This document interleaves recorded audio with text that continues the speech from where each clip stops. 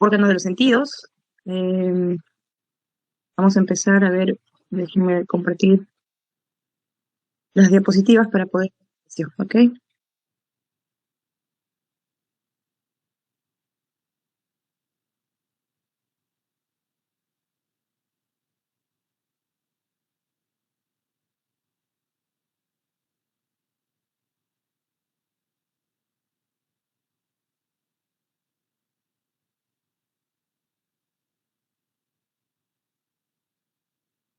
Sí se ve, doctora. Bien, chicos, a ver.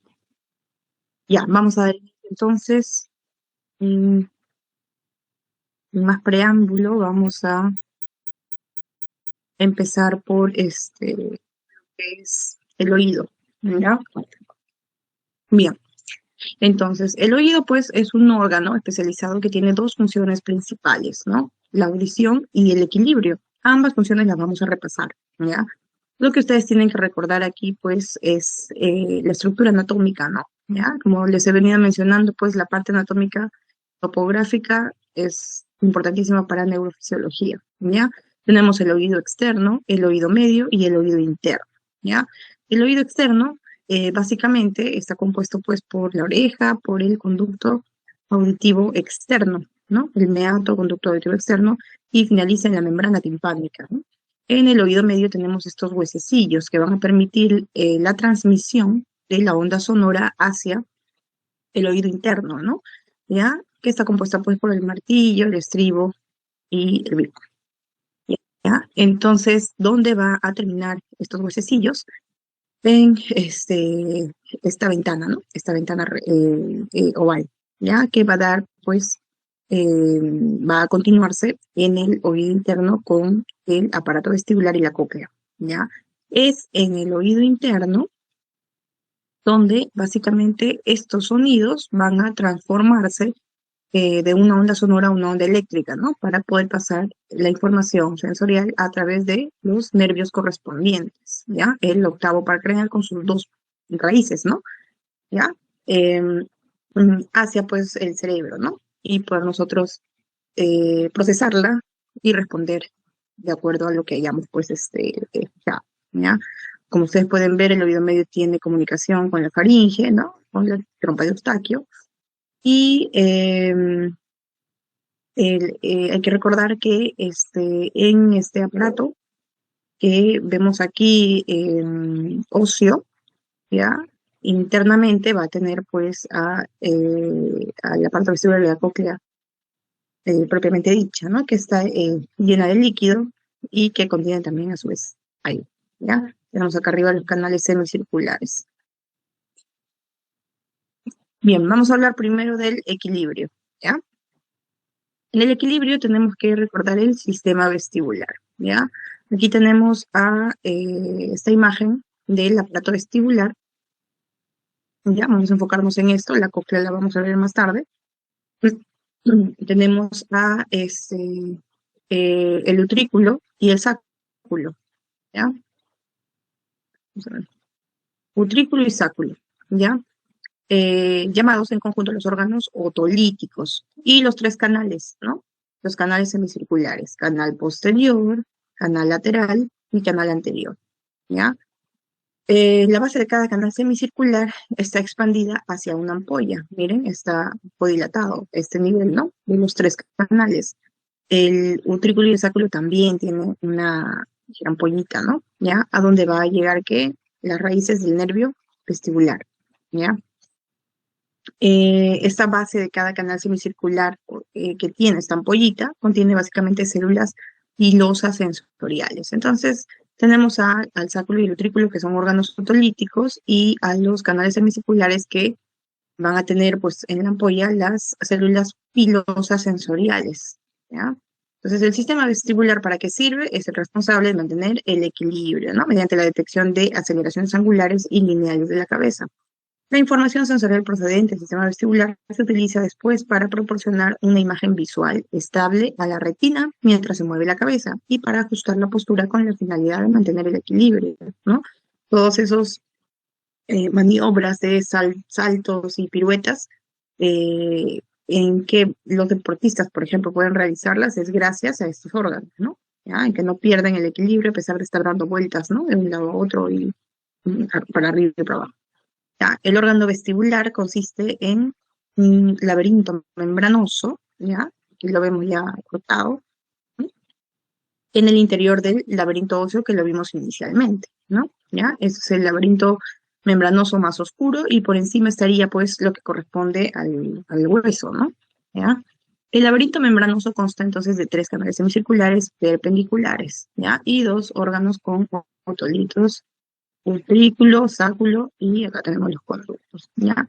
Los canales semicirculares y los órganos con otolitos están llenos de endolinfa, ¿ya? Y rodeados de perilinfa, de modo similar al órgano auditivo. Acá lo podemos ya ir viendo, ¿no? Es porque esto está pues unido, ¿ya? Pero vamos a empezar por estas estructuras.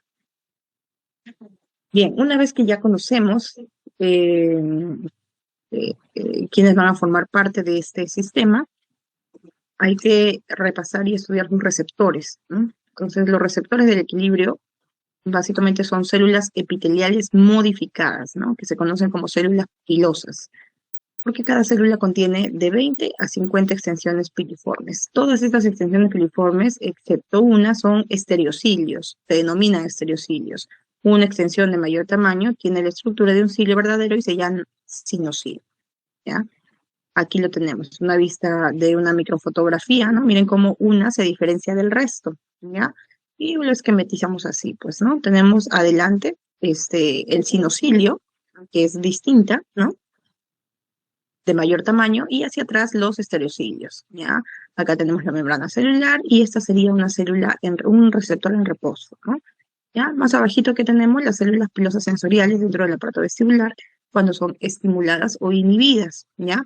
Entonces, cuando los estereocilios van hacia el sinocilio, ¿no? Y lo empujan, ¿ya? Miren cómo deprime esta parte de la membrana, ¿no? Eh, Aquí es donde se va a estimular y miren la frecuencia de los potenciales, ¿no? Que empieza a aumentar, ¿ya? Entonces, la membrana celular se deprime y la membrana sensorial que inerva la célula pilosa se estimula. Cuando los estereocilios se flexionan en dirección opuesta al sinocilio, la membrana empieza a elevar la frecuencia en que los potenciales de acción están muy disminuida, ¿no? Disminuida ya. Así como una barra, ¿no? Continua. Pero bueno, son potenciales de acción eh, están ahí seguidos, ¿ya? En cuanto a los órganos otolíticos, el utrículo y el sáculo, estos van a tener, en vez de esta ampollita que tenían los conductos semicirculares, una mácula que consta de células pilosas también y células de sostén, ¿ya? Esos velitos están embebidos en una membrana otolítica gelatinosa, ¿ya? Esto es lo que lo diferencia de las conductos semicirculares, que aquí va a tener esta membrana otolítica, ¿no? Gelatinosa. La membrana otolítica contiene cristales microscópicos de carbonato de calcio. Eso es lo que se denomina los otolitos, ¿ya? Estos cálculos aumentan la masa de la membrana, lo que da por resultado una inercia más alta, ¿ya? Miren, aquí tenemos el utrículo, aquí el sáculo, ¿no? Y estos en su interior van a tener esta marca, ¿ya? Aquí miren también si lo agrandamos, ¿ya? Van a tener células pilosas también, ¿no? Como en el anterior receptor, ¿ya? Pero a diferencia del anterior receptor, aquí vamos a tener esta membrana gelatinosa llena de otolitos, ¿no? De estos cristales de calcio, ¿ya? Que va a hacer que, pues, estas células pilosas se muevan un poco más lento, ¿no? Relación a, eh, en relación a la inercia, ¿ya? Entonces, miren, aquí tenemos, ¿ya? En una cabeza erguida, ¿no? Como los otolitos van a estar encima, la membrana y la célula pilosa, además de células de sostén entre cada grupo de células pilosas, ¿ya? Y todo eso lleva la información, ¿no? Hacia los axones sensoriales, ¿ya? Bien. Y cuando la cabeza está flexionada hacia adelante, miren cómo se mueven, ¿no? Los estereocilios de bandas de células simulan las neuronas, ¿no? La membrana autolítica se queda atrás por la fuerza ah, gravitacional, ¿ya? Entonces, de esa manera es que llevan la información también. También hay movimientos de estereocilios, pero es más lento, ¿no? Debido a estos otolitos. Entonces, aquí hay que recordar que el utrículo, ¿ya? El utrículo es más sensible a la aceleración horizontal y el sáculo es más sensible a la aceleración vertical. Entonces, para horizontal y para vertical, utrículo y sáculo. En cuanto a los canales semicirculares, cada canal contiene una extensión interna del laberinto membranoso llamado conducto semicircular. Y la base de cada conducto, una ampolla, que ya lo habíamos mencionado. La cresta ampollar, un área elevada de la ampolla, es donde están ubicadas las células pilosas sensoriales. Las prolongaciones de estas células están embebidas también en una cúpula gelatinosa, ¿ya? Que tiene la densidad más alta que la endolinfa circulante. A ver, vamos a ver si...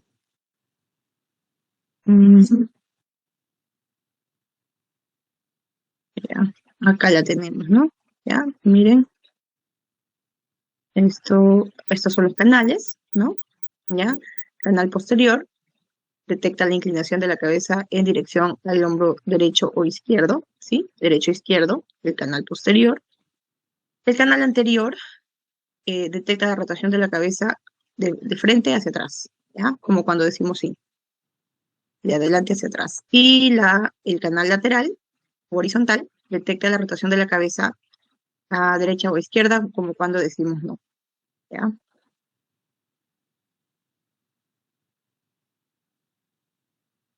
Ya, entonces, y aquí tenemos los receptores, ¿no? Del canal semicircular, ¿ya?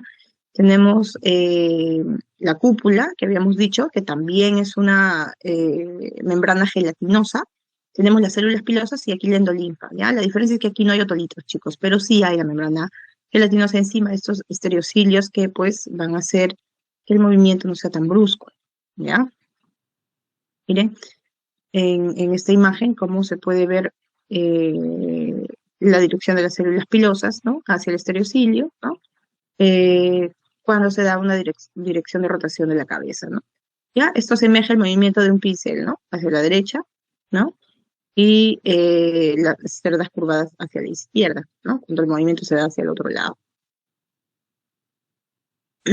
Bien, en cuanto a las vías neurales, ¿no? Una vez que llega la información, ¿ya? A través de estos órganos del sistema vestibular, llega la información al ramo vestibular del octavo par craneal, ¿no? Del nervio vestibulonuclear, obviamente, a su parte vestibular, al ramo vestibular. Esta información es llevada hacia el cerebelo, porque ustedes ya saben que el cerebelo también tiene la función de equilibrio, ¿no? En conjunto con el sistema vestibular. Entonces, hay interconexiones con cerebelo. ¿Con quién más?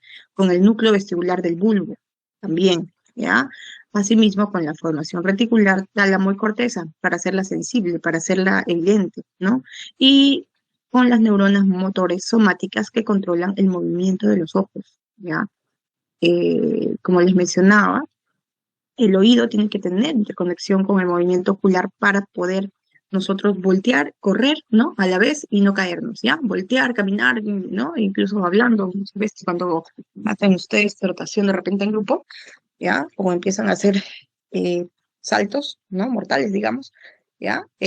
La vista tiene que estar bien controlada junto con el aparato vestibular, porque si no, pues se producen mareos, caídas, ¿no? Entonces, viene la interconexión, ¿ya? Del aparato vestibular con el cerebelo, con los núcleos vestibulares que dan el tronco encefálico, con los ojos, con el centro oculomotor, ¿ya? El que es el control de los movimientos oculares en la parte frontal, con la médula espinal para el movimiento de los corporales también, y con los receptores articulares tendinosos, musculares y cutáneos, ¿ya? A ver, vamos a ver si podemos, si se deja ver este video.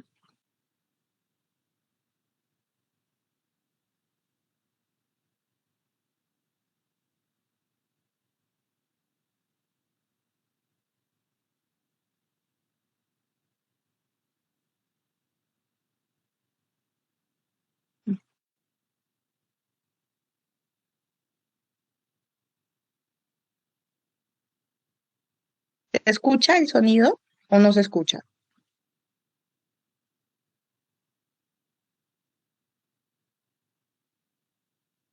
No se escucha, doctora. Ya, a ver, déjenme ver, probablemente no he activado lo de compartir sonido, ¿no? Mm, acá está. Ya,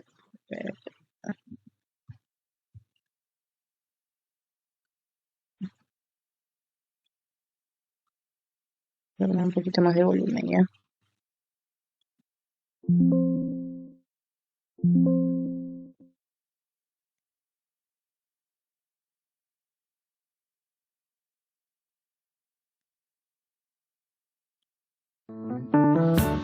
¿Ahora sí se escucha? Sí, doctora. ¿Se escuchó? Ya, a ver, vamos a, pongan atención, son solo 8 minutitos, ¿ya?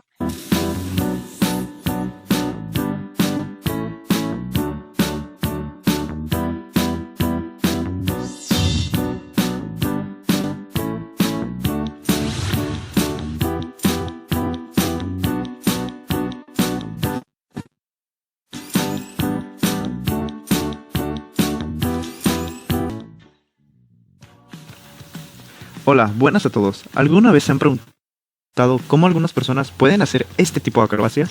Bueno, si quieres averiguarlo, te invito a quedarte. Hola, soy César Mendoza, y para saber cómo empezar a hacer este tipo de acrobacia, primero tenemos que entender algo muy crucial, el equilibrio. Pero en sí, ¿qué es el equilibrio?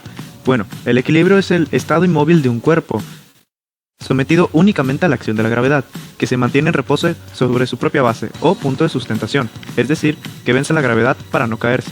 El ser humano nace sin la capacidad de mantener el equilibrio, así que no te sientas mal si no te sale al principio.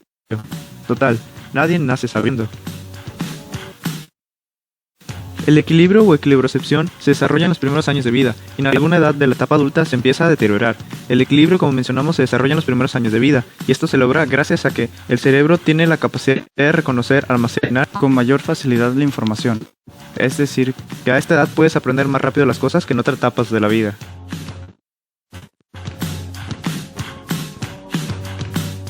El nervio vestíbulo coclear es el encargado de mantener el equilibrio enviando señales a diversas partes del sistema nervioso central, principalmente al cerebelo. Sin embargo, también se requiere del buen funcionamiento tanto de los ojos, articulaciones y de los músculos, de manera de que si uno o más de estos sistemas no trabaja correctamente, una persona podría enfrentar diversas dificultades para correr, caminar o simplemente mantenerse de pie. El órgano encargado principalmente del equilibrio es el aparato vestibular, el cual se encuentra dentro del oído interno en los huesos temporales del cráneo, en el cual se encuentran tallados una serie de conductos llamado laberinto óseo, el cual contiene un líquido llamado perilinfa. Este líquido es muy parecido al líquido extracelular, el cual se encuentra flotando dentro de un laberinto membranoso. Este laberinto membranoso está lleno de un líquido llamado endolinfa, con una caracterización de mayor concentración de potasio y menores concentraciones de calcio y sodio a comparación de otros líquidos extracelulares. En el laberinto membranoso se va a encontrar el aparato vestibular, el cual, como dijimos antes, es el encargado del equilibrio, y este órgano está conformado por dos partes: los órganos otolíticos, el utrículo y el sáculo, y los canales semicirculares. Antes de adentrarnos más a fondo con la fisiología del equilibrio, primero tenemos que saber qué tipos de orientaciones maneja el cuerpo. Esta se divide en dos grupos: en orientaciones lineales, es decir, verticales y horizontales, y en orientación angular, la cual es la orientación que se hace sobre los ejes del cuerpo.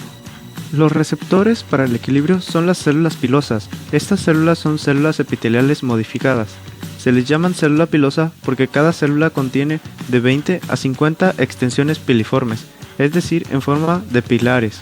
Cada célula pilosa está conformada por células de sostén, que, como dice su nombre, darán sostén a dichas células epiteliales, y las células epiteliales tienen pequeños cilios delgados llamados esterocilios, que aumentan de altura hasta llegar a otro cilio más grande llamado sinocilio. El sinocilio está situado a uno de los lados de la célula pilosa. Estos cilios están conectados por puentes casi invisibles llamados conexiones filamentosas, compuestas por actina y miosina, principalmente.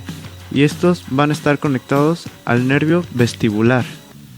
Cuando los cilios de la célula pilosa se inclinan en dirección al sinocilio, causan una depresión de la membrana, el cual, a su vez, abre los canales pasivos de potasio, donde el potasio atraviesa la célula pilosa hasta que se abren los canales de calcio, causando una despolarización de la célula pilosa.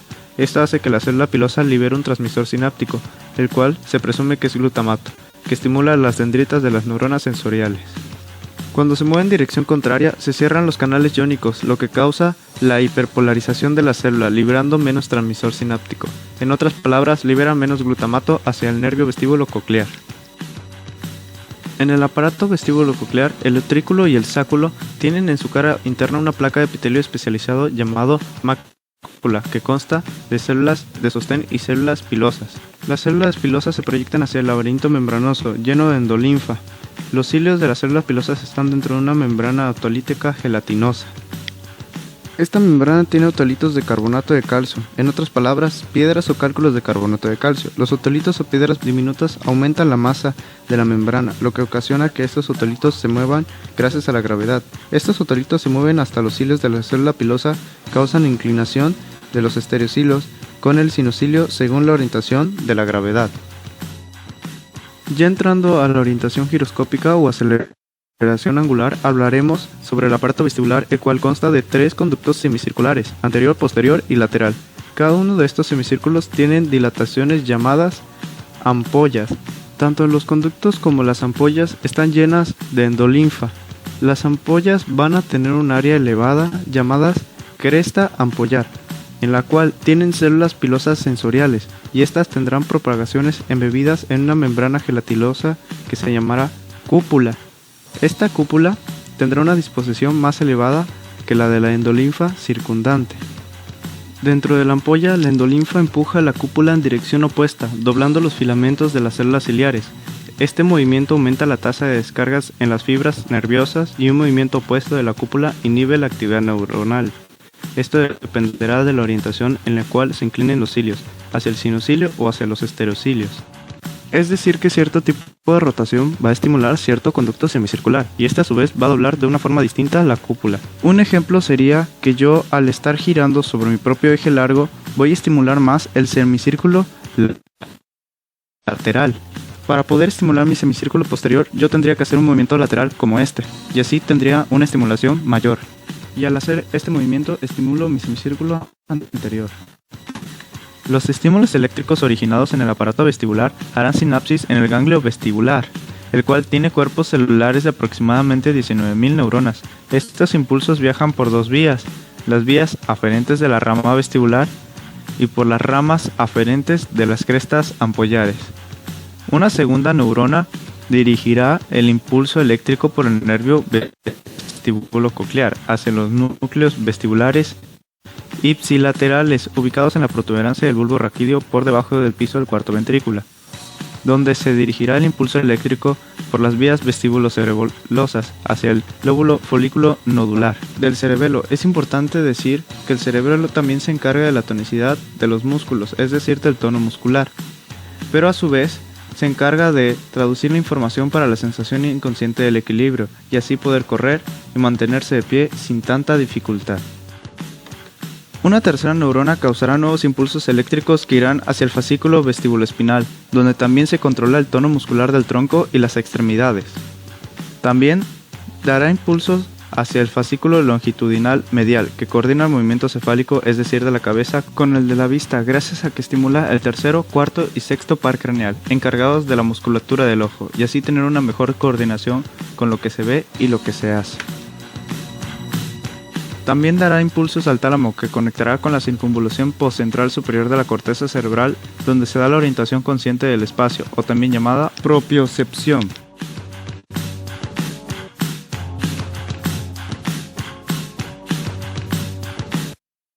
Bien, entonces este video resume un poco de lo que hemos estado hablando, ¿no? De esta función, esta fisiología del equilibrio y cómo cada canal semicircular y los órganos otolíticos van a comandar, ¿no? La función del movimiento sin perder, pues, el equilibrio, ¿ya?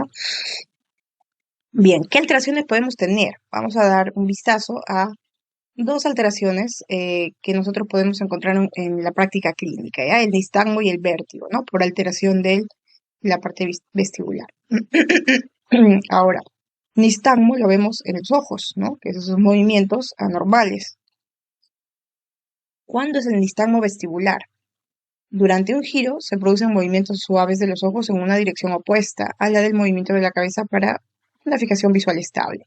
Cuando el giro se suspende de manera repentina, los ojos se mueven suavemente en la dirección del giro y después de regreso a la línea media. Eso es lo que sucede, ¿ya? En un nistagmo vestibular. El vértigo, básicamente las personas que experimentan esto pueden sentir que ellas o la habitación están girando, ¿no? El vértigo patológico puede deberse a una infección viral que a causa de una neuritis vestibular, ¿ya? Este movimiento ocular que me va a generar un nistagmo debe ser, pues, para que sea normal, fisiológico, solo durar unos segundos, ¿no? Luego de terminar el movimiento. Si esto persiste incluso en reposo, eso ya es patológico, ¿ya? Pero cuando, como dice acá en la diapositiva, se suspende el movimiento de manera repentina, los ojos siguen moviéndose, pero por un corto tiempo, ¿ya? Casi indetectable. Entonces, ¿pero por qué se va a dar eso? ¿Y qué nervios van a estar, qué vías van a estar relacionadas? O sea, vamos a verlo mejor en esta explicación. La cabeza se pone tiesa. A Te lo ver, explico con manzanas, ¿ser claro? ahí está. Bueno, vamos entonces a repasar y a ver qué es lo que pasa con la vía del reflejo vestíbulo ocular cuando la cabeza está girando hacia un lado o el otro. Lo que vamos a hacer es estudiar, en principio, con un ejemplo, qué es lo que pasa al comienzo cuando la cabeza empieza a girar hacia la derecha. Recuerden que las células ciliadas, cuando la cabeza no está girando, están descargando glutamato en una cantidad suficiente como para que cada una de las neuronas del ganglio del carpa de ambos lados descarguen potencial de acción a una frecuencia de 75 Hz. Entonces, cuando la cabeza empieza a girar hacia alguno de los lados, en este caso hacia la derecha, los canales semicirculares que giran junto con la cabeza giran para este lado, ¿sí? Siguiendo el sentido de giro de la cabeza, porque forman parte de la cabeza.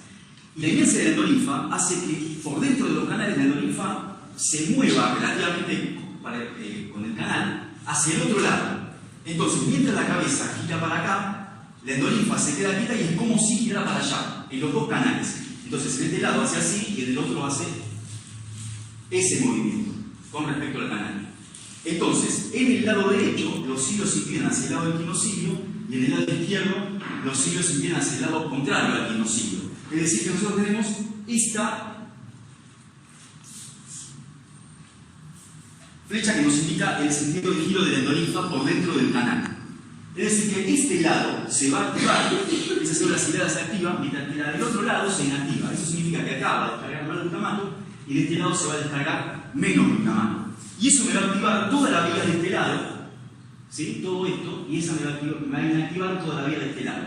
De modo que lo que se prende es el núcleo vestibular del lado derecho, o sea, del lado para el cual estoy girando. Ese núcleo vestibular activa al núcleo de sexto par del lado contrario, ¿sí? El núcleo de sexto par del lado izquierdo.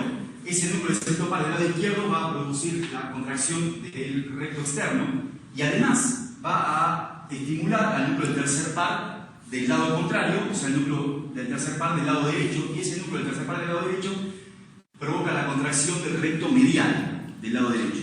De modo que si este músculo y este músculo están contraídos, los ojos se van a ir para aquel lado, ¿sí? O sea, si la cabeza gira para la derecha, terminan los ojos yendo para el lado izquierdo. Y eso es lo que asegura que la mirada quede fija mientras la cabeza está girando. El asunto es que a medida que la cabeza sigue girando, si es que la persona sigue girando, la endolinfa empieza a tomar velocidad y en algún momento va a tomar la velocidad de giro de la cabeza. Es decir, que si la cabeza está girando permanentemente para este lado, la endolinfa va a empezar a moverse también para este lado y en algún momento va a alcanzar la velocidad de giro de la cabeza. En ese momento en el que se alcanza la velocidad de giro de la cabeza, tanto la cabeza como la endolinfa se mueven a la misma velocidad y por lo tanto la célula ciliada se está moviendo a la misma velocidad que la endolinfa. Por lo tanto, esa célula ciliada deja de responder. De los dos lados deja de responder. Tanto se deja de inactivar acá y se deja de activar de este lado. Eso significa que el reflejo vestíbulo ocular desencadenado por la activación de las células ciliadas deja de ocurrir. Si el reflejo vestíbulo ocular deja de ocurrir, el sistema vestibular, en realidad el asunto es que el sistema vestibular deja de informar, porque la endolinfa se está moviendo con la misma velocidad que la cabeza. Este es el motivo por el cual una prueba rotatoria tiene que hacerse con los ojos cerrados. Porque si la persona está mirando, tiene claves visuales, los ojos van a seguir los objetos que le aparezcan en el campo visual. Y los ojos se van a empezar a mover o van a seguir moviéndose simplemente por destaco ortoquinético, por movimientos de seguimiento, que después son compensados y llega, es decir, va a producir movimientos de batidas, producidos desde la estimulación visual. Para eliminar entonces los estímulos visuales hace falta que la persona tenga los ojos tapados. Entonces, la cuestión es que esto más o menos pasa a los 30 segundos. Uno sabe que a los 30 segundos la endolinfa ya se está moviendo con la misma velocidad de giro que la cabeza. Es decir, que a los 30 segundos ya tengo el reflejo vestíbulo ocular extinguido. Y por lo tanto, el nistagmo que podía ocurrir también va a estar extinguido. El asunto entonces es qué es lo que pasa si yo en este momento detengo a la persona. Es decir, si en este momento la persona deja de girar, ¿qué es lo que sucede? La endolinfa que estaba acompañando al giro de la cabeza sigue moviéndose. Sigue moviéndose en el sentido de que estaba girando la cabeza. Es decir, sigue moviéndose hacia la derecha, que es el ejemplo que habíamos tenido. Si la endolinfa se está moviendo, entonces las células ciliadas de este lado ahora inclinan los cilios hacia el lado contrario del quinocilio. Y estas inclinan los cilios hacia el lado del quinocilio. Por lo tanto, este lado se apaga, descarga menos glutamato, y este lado se enciende, descarga más glutamato. Y como consecuencia, toda la vía de este lado se va a encender y toda la vía de este lado se va a apagar. Si la vía de este lado se enciende, piensen que esto es lo que sucede cuando la cabeza deja de girar. Es lo que pasa en ese momento en que la persona dejó de girar. Se va a activar entonces el núcleo vestibular. Se activó esta célula ciliada, se va a activar el núcleo vestibular, los núcleos vestibulares del lado izquierdo. Esos núcleos vestibulares del lado izquierdo activan el núcleo del sexto par del lado derecho. Y este núcleo del sexto par del lado derecho activa el núcleo del tercer par del lado izquierdo y este músculo, ¿sí? El recto lateral del lado derecho. Y este núcleo del tercer par activa o contrae el músculo recto medial del lado izquierdo. Como este lado, las células ciliadas se hiperpolarizan, todo este lado se va a inactivar. Entonces, este lado va a descargar menos. Este núcleo del sexto par va a estar inhibido, este núcleo del tercer par también va a estar inhibido y por lo tanto este músculo y este músculo van a estar relajados. Es decir, que los ojos, si este músculo está contraído y está relajado, este está contraído y está relajado, los ojos se vienen para acá. Y eso es lo que se representa aquí. ¿Sí? Todo lo que está en rojo es lo que queda activado, todo lo que está en gris es lo que queda inhibido. Se activa la vía de este lado y se inhibe la vía de este lado. Por lo tanto, los ojos hacen reflejo vestíbulo ocular hacia el lado derecho y el nistagmo, que está indicado por la fase rápida, va hacia la izquierda. ¿Sí? Los ojos hacen este movimiento y vuelven, ¿sí? Que es lo que marca el sentido del nistagmo, hacia la izquierda. ¿Sí? Esto es lo que pasa cuando uno deja de girar. Ya, entonces mediante este video hemos entendido cómo se produce este nistagmo vestibular. Es fisiológico, ya chicos. Como ustedes pueden ver, pues por inercia, ¿no? El cuerpo o la cabeza deja de girar, pero la endolinfa demora un poco en dejar de circular, ¿ya? Entonces, al tener ese movimiento aún, es que va a activar estos nervios, ¿no? Oculomotores, ¿no? Que son los que van a generar este movimiento ocular momentáneo. ¿Qué pasa con la vía de reflejo? Bien. Eso en cuanto a equilibrio, ¿ya? En cuanto a otra función importante del oído, vamos a hablar ahora sobre la audición. En cuanto a la audición, tenemos que recordar algunos conceptos básicos como son las ondas de sonido y sus características, ¿no? ¿Ya? Aquí tenemos que recordar lo que es una frecuencia, que se mide en hercios, que mientras mayor es la frecuencia de un sonido, más alto es su tono. la intensidad, que se mide en decibeles, ¿no? Y en relación directa con la amplitud de las ondas de sonido, ¿ya? Las frecuencias, miren, ¿qué me pueden dar? La clasificación de sonidos desde subgraves, graves, medios hasta agudos, ¿ya? Y aquí tenemos el rango de las frecuencias, ¿no? Miren, un rango medio está entre 250 Hz y 1.2 kHz, un agudo está entre 5 y 20, ¿no? Y un subgrave entre 20 a 80 Hz, ¿ya? Mientras mayor es la frecuencia, más alto, ¿no? El tono, más agudo. En cuanto a la intensidad, ya esto sí es lo que probablemente ustedes más recuerdan, ¿no? Los decibeles, porque también nosotros como médicos debemos saber cuáles son los límites de los decibeles que debemos recomendar a un paciente. Y no solo a un paciente de a pie, ¿ya?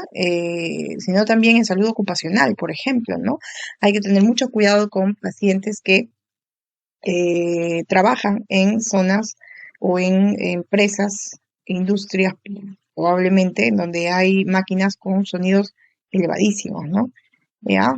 O, por ejemplo, en las discotecas, también hay trabajadores allí, ¿no? En donde los decibeles son también altos. Entonces, a este tipo de pacientes hay que recomendar hacer trabajo probablemente intercalado, ¿no? No todos los días.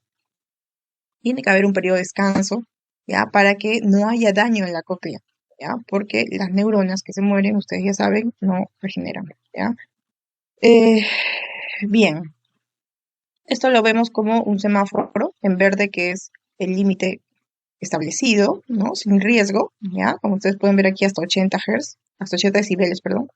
En amarillo, el límite de nocividad, lo que hasta cuánto podríamos nosotros aún poder soportar, 90, pero a partir de allí ya en rojo, ¿no? Peligro. Sonidos nocivos, y este rojo más intenso, pues ya sonidos excepcionales con daños irreversibles, ¿no? ¿Alguna vez habrán escuchado ustedes un pitido después de haber escuchado un sonido muy fuerte, estrondoso? Bueno, esas son neuronas que nunca más volverán, ¿no? ¿Ya? Entonces, hay que tener cuidado con nuestro oído, ¿no? Porque me puede llevar pues a la sordera, ¿ya? Bien, entonces, ¿qué sonidos están dentro del rango de este cuadro en verde, sin riesgo? Tenemos, miren, desde sonidos muy bajos, ¿no? Amplitudes de ondas muy, muy bajas, como la palabra susurrada, hablada o gritada, que va entre 30 a 80 decibeles. Desde 30, ¿no? Miren, aquí está, desde 30 hasta 80. ¿Dónde podemos encontrar 30 y 40? En las bibliotecas, por ejemplo, ¿no? ¿Ya? Más bajos en estudios de grabación, dice incluso, ¿no? ¿Ya? En una aula de clase va desde 40 a 80, generalmente, ¿no? Porque también hay el ruido de los alumnos, ¿no? ¿Ya? Entonces, mientras más personas hablan, obviamente aumenta la amplitud de las ondas. La circulación rodada de automóviles va entre 50 a 90, ¿ya? Hasta el límite de nocividad, ¿ya? Aunque digamos que en nuestro país puede aumentar mucho porque hay demasiado mal uso del claxon, ¿no? Y ustedes saben que eso también es salud sonora, ¿ya? En cuanto a los aparatos personales de música, como los MP3, los audífonos, van desde 70, ¿no? Hasta 100. O sea, hay que por eso controlar bien el volumen de nuestros aparatos electrónicos, ¿no? ¿Ya? Y por eso es que ahora incluso los aparatos te indican, ¿no? ¿Estás seguro que quieres subir hasta el máximo? Porque puede generar daño neurológico, ¿no? En este caso, en las neuronas sensitivas de la cóclea, ¿ya? El sonido de la lavadora o de la aspiradora está entre 60 a 70, ¿ya? ¿Dónde está lo nocivo? Una perforadora, las sierras de cadena, martillos neumáticos, ya todo lo que corresponde a industria, ¿no? Disparo de fusil, sirenas, megáfonos, claxon. El despegue de un avión, miren, está enormemente. Aquí, a quienes tenemos que tener en cuenta aquí, los pilotos, ¿no? Por eso es que tienen sus protectores. Entonces, todo esto tenemos que nosotros saber para qué, no solo para identificar a pacientes, sino también para promoverla y prevenir, ¿no? Ya, si va a trabajar, va a haber ustedes supervisar, de repente le llevan como médicos ocupacionales, entonces tienen que ver si hay sierras, martillos, o es un despegue de un avión, el trabajador tiene que tener todos sus implementos de EPP, de protección personal, ¿ya? Entonces necesita probablemente sus protectores de oído, ¿no? ¿Ya? Y como les digo, rotar.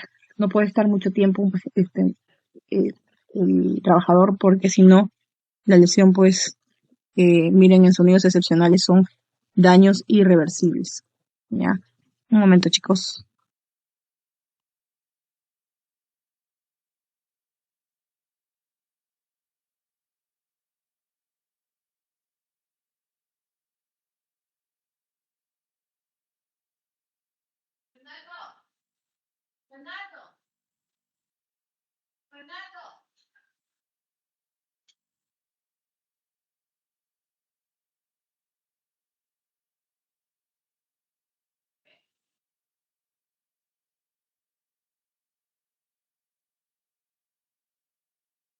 Pues, ya. Bien, chicos, entonces continuamos con el oído medio, ¿no? Aquí hay que recordar estos huesecillos que habíamos visto en la primera diapositiva, ¿no? ¿Ya? Bien, tenemos aquí la membrana timpánica, ¿no? La membrana timpánica, la cavidad timpánica, esto ya es el oído medio, ¿no? Y tenemos aquí a el yunque, martillo, aliolo, algunos le dicen, ¿ya? Y el estribo, ¿no? ¿Ya? Entonces estos huesecillos, más pequeñito, el estribo, se va a comunicar ¿con quién? Con la ventana oval, ¿ya? Para llevar la información a la parte de la cóclea, ¿ya? Entonces ustedes saben que estos solamente van a estimular, el sonido va a estimular la membrana timpánica, va a permitir el movimiento de estos huesecillos y se va a transmitir a través de la ventana oval a la cóclea, ¿ya?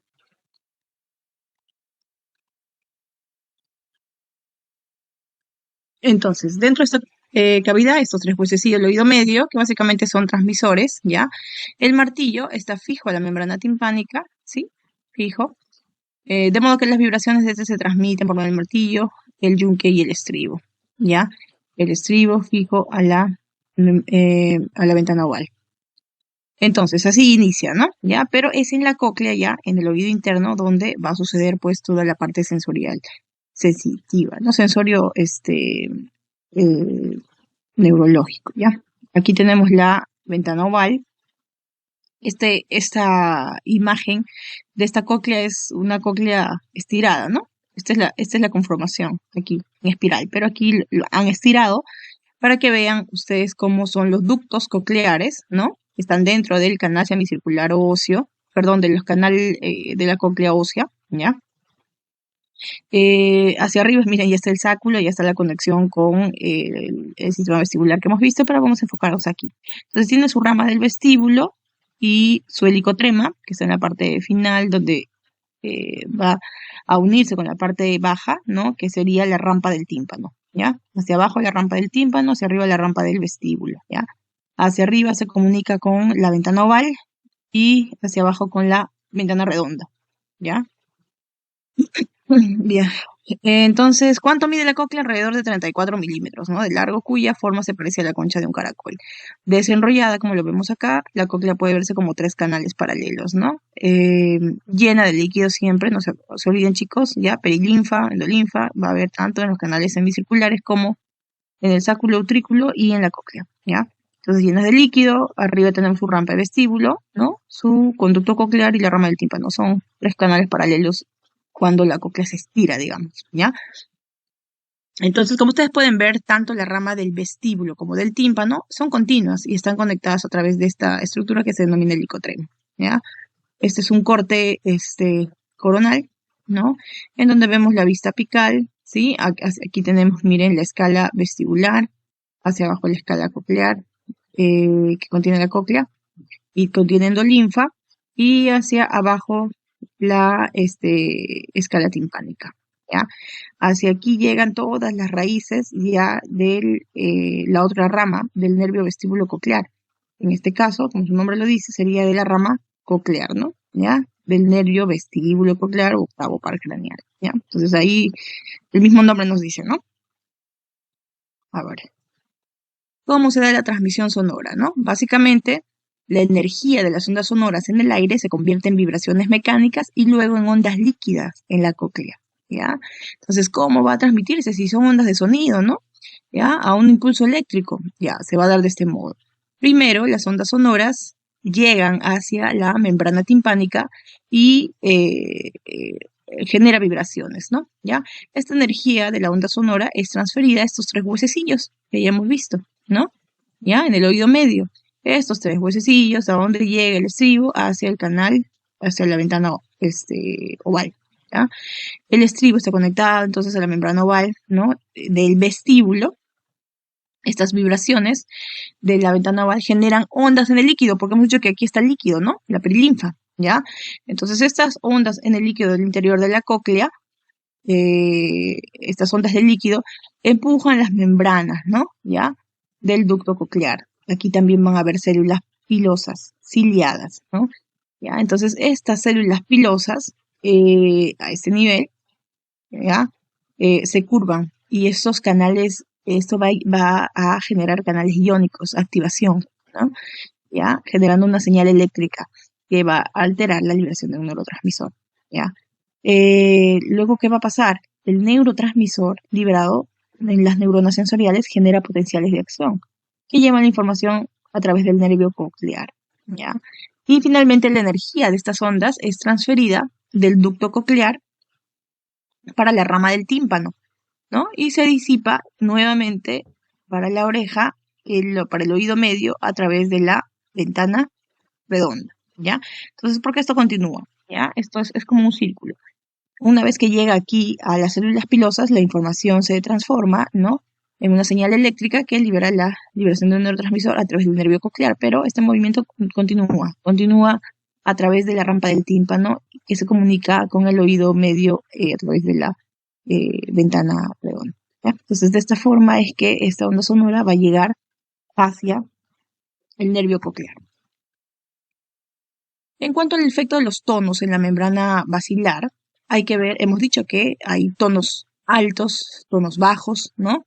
¿Ya? Cuando la frecuencia del sonido es suficientemente baja, las ondas de presión de la perilinfa dentro de la escala vestibular superior viaja a través del helicotrema hacia la escala tímpana. Entonces, hay porciones de la cóclea que tienen diferentes frecuencias, ¿ya? Hay porciones que van a identificar tonos altos, tonos bajos, ¿no? Dice, si la frecuencia de sonido aumenta, las ondas de presión de la perilinfa dentro de la escala vestibular se transmite a través de la membrana vestibular, ¿ya? Y a través de la membrana basilar. Entonces, tenemos aquí en esta imagen nuevamente de la cóclea abierta, tanto la membrana vestibular como la escala vestibular, ¿no? Y ustedes van a ver cómo es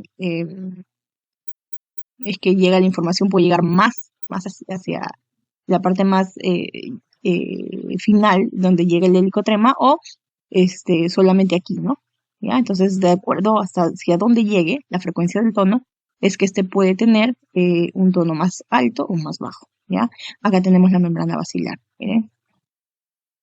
Esto en morado.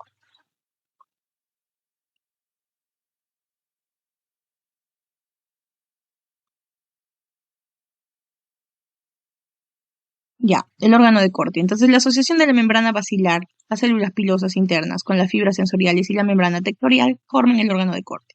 Hay dos categorías de células pilosas acá, internas y externas. Las células pilosas internas, 3.500 por cada cóclea, cada una inervada por 10 a 20 neuronas sensoriales en el par craneal 8, ¿ya? También hay aproximadamente 11.000 células pilosas externas dispuestas en múltiples hileras y actúan como amplificadores cocleares, ¿ya? Y eso lo podemos ver acá en esta imagen. Tenemos aquí al órgano de Corti, ¿no? Que ya hemos mencionado, compuesto por quiénes, ¿ya? También sus células pilosas, ¿no? Células pilosas externas, células pilosas internas y una membrana tectorial, ¿ok? Las vías neurales que van a llevar la información, bueno, ya sabemos que topográficamente la audición y el lenguaje está ¿dónde? En el lóbulo temporal, ¿no? ¿Ya? En el lóbulo temporal habrán también separaciones de acuerdo a los tonos que llegan, ¿no? Tono medio, tono bajo, tono alto, también, ¿no? Miren cómo está topográficamente delimitado, ¿no? Hacia dónde llegaría la información. Por ejemplo, imagínense en cantantes, ¿no? ¿Ya? Un soprano, un barítono, ¿ya? Un tenor, digamos, ¿no? ¿Ya? Un contralto, contrabajo y todos los distintos tipos de cantantes de ópera que pueden haber, bueno, de acuerdo al tono, pueden llegar a una zona específica de nuestro cerebro, ¿ya? Cuando los escuchamos, ¿no? Y podemos disfrutar ahí de esa melodía, ¿ya? Bien, ¿qué más? El núcleo coclear despliega entonces una organización tonotópica, por cuanto diferentes regiones representan diferentes tonos. Esta separación de neuronas por tono es preservada en la organización tonotópica de la corteza auditiva, que permite percibir diferentes tonos de los sonidos. La intensidad de los sonidos, a diferencia de su tono, es codificada por la frecuencia potenciales de acción. Las diferencias en la intensidad de los sonidos que llegan a cada oído pueden usarse para localizar un sonido, ¿no? Bien, y en cuanto a las vías neurales, bueno, desde el órgano de Corti, espiral, llegan a través de la rama coclear, del vestíbulo coclear, ¿hacia dónde? Hacia su núcleo coclear, en el tronco, ¿ya? En el bulbo, miren aquí. Entonces, y de aquí hacia dónde se conectan a través de la vía mesencefálica hacia el cuerpo geniculado medial del tálamo, ¿ya? Y de aquí hasta la corteza auditiva, que se encuentra en el lóbulo temporal, ¿ya?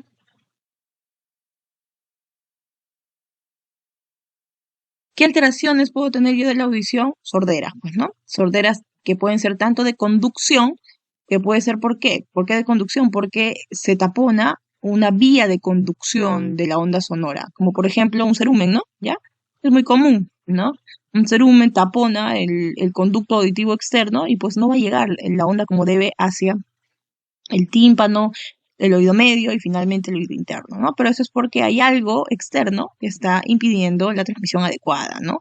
A través del oído externo y medio, básicamente. Es sordera de conducción, ¿ya? ¿O qué otra cosa puede ser? Una otitis media, ¿no? Un daño del tímpano, otoesclerosis, ¿ya? Todo eso puede ser una sordera de conducción. Sin embargo, la sordera neurosensorial, aquí sí ya es un poco más complicada la cosa, ¿no? Porque aquí está alterada la transmisión de los impulsos nerviosos en cualquier sitio, desde la cóclea, desde el oído interno hasta la corteza auditiva. Entonces, en alguna parte de esa vía es que puede haber una alteración, ¿no? Aquí tenemos una variedad de procesos patológicos y por exposición a sonidos en extremos fuertes, por ejemplo, ¿no? Solo que le decía, esas neuronas que van a estar sometidas a un ruido extremadamente fuerte, pues lamentablemente van a morir y eso no tiene recuperación y va a llevar de a poco a una sordera neurosensorial. ¿Ya? Ahora, ¿cómo evaluamos esta función auditiva con potenciales evocados? ¿Ya? Se conoce como potenciales evocados auditivos al registro de la actividad eléctrica generada en el nervio auditivo como respuesta a un estímulo sonoro, ¿ya?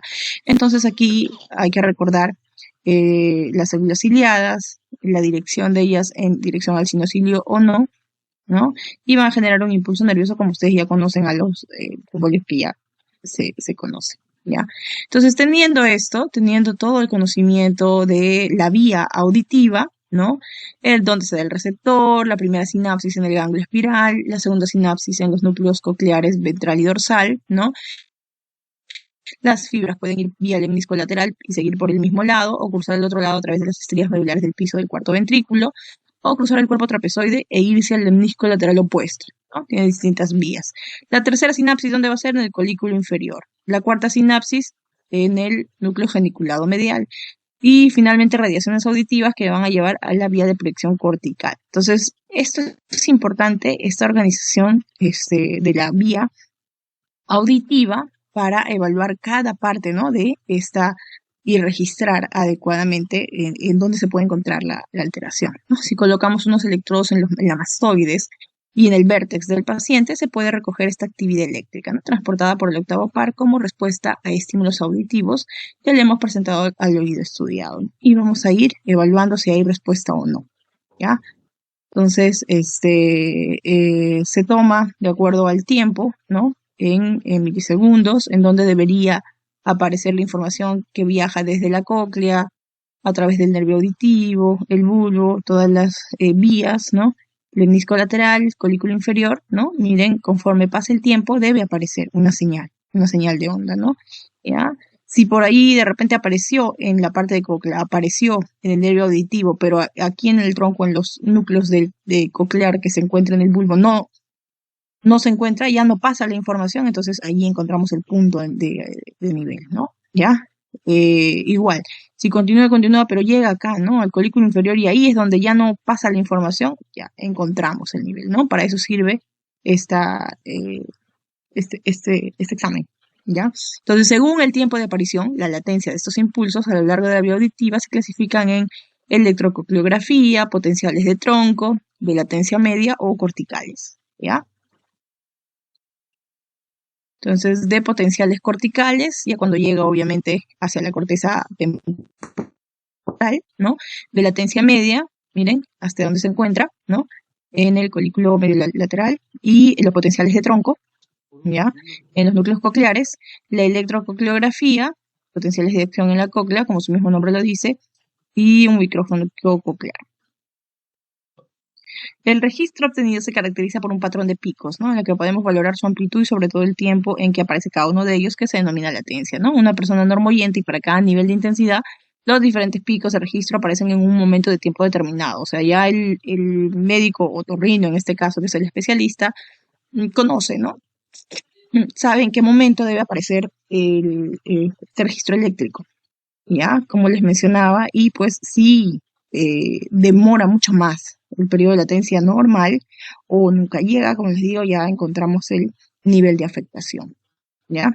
Aquí les dejo este videito en aquí está el link, ya chicos.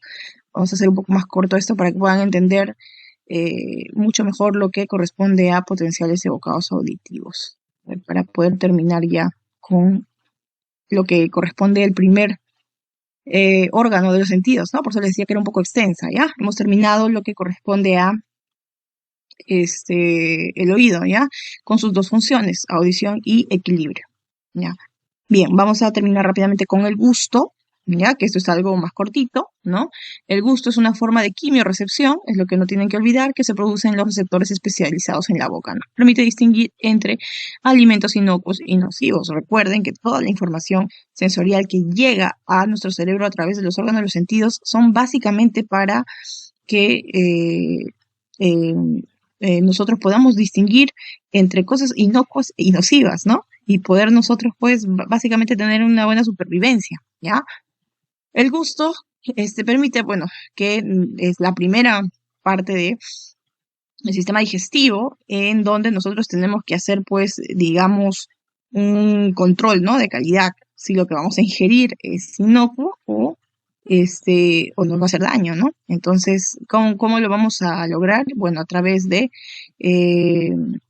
las papilas, ¿no? Papilas gustativas, ¿ya? Ustedes recordarán esta topografía de los sabores, ¿no? En la lengua, ácido, salado, dulce en la punta, ¿no? Hacia el dorso, la base de la lengua, el amargo, ¿no? Y en el centro del humano, ¿ya? En cuanto a los receptores, aquí hay que recordar los botones y receptores gustativos. Las células receptoras del gusto se encuentran en el interior de los botones gustativos, ¿no? Como lo podemos ver aquí en esta imagen, los botones gustativos del lengua están en las papilas gustativas, ¿ya? Que incluyen hasta varios cientos de botones. Entonces acá tenemos una papila, esta es la superficie de la lengua, acá tenemos un poro gustativo y aquí pelitos gustativos, ¿no? ¿Ya? Esta es una célula gustativa en rosado y en este otro color un poquito más bajo, células de sostén. ¿Ya? Siempre van a haber células de sostén para nuestras células, digamos, principales, sí, ¿no? Porque necesitamos que haya un adecuado funcionamiento y eso lo va a lograr que la célula funcione bien, que tenga los nutrientes suficientes, ¿no? Las células de sostén, ¿ya? Como su nombre lo dice. Y acá tenemos la fibra nerviosa sensorial, que lleva la información desde esta papila hacia el cerebro, ¿ya? Consta en 3 tipos de célula de soporte, ¿ya? Basales y receptoras, ¿ya? Bien, acá tenemos la estructura, ¿no? Del botón gustativo, miren, o más grande, ¿ya? Tenemos aquí la célula de soporte en verde, las células receptoras gustativas acá en morado, ¿no? Son básicamente las que van a llevar la información, ¿ya? Y una célula basal. La célula basal que la vemos acá en azul, ¿qué son? Son células madre indiferenciadas que van a servir como precursoras de lo que requiramos, ¿no? Si requerimos una célula receptora gustativa porque, bueno, se deterioró esta célula, ya esta célula basal va a formar una célula receptora gustativa. Si requerimos una célula de soporte, va a formar una célula de soporte, ¿ya? Entonces, para eso sirve esta célula basal, ¿ya? Bien, entonces cada célula tiene su función, ¿no? Las de soporte se encuentran entre las células receptoras. Y las receptoras del gusto son los quimiorreceptores del sistema del gusto. ¿Ya? Van a recubrir los botones gustativos y prolongan microvellosidades hacia el interior del poro gustativo a donde va a llegar, ¿no? El estímulo. Hacia aquí llega el estímulo, digamos, acá hago azúcar, ¿ya? Entonces, esta célula receptora gustativa me va a llevar la información de que estoy probando algo dulce, ¿no?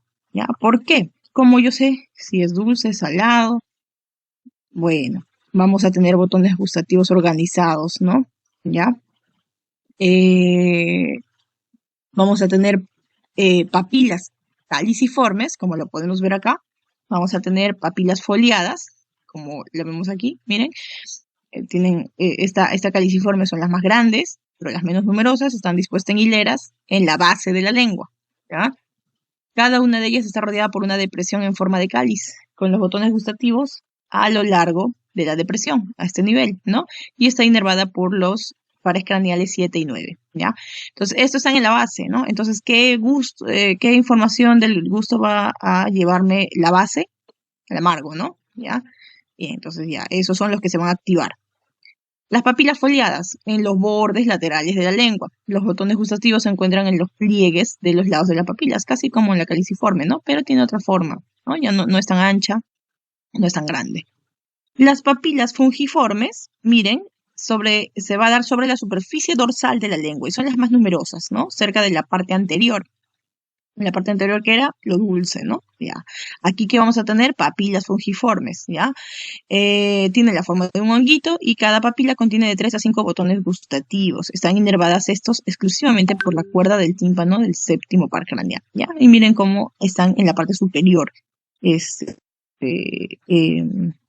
los botones gustativos, ¿no? A diferencia de estas otras dos papilas que están en las partes laterales, ¿ya?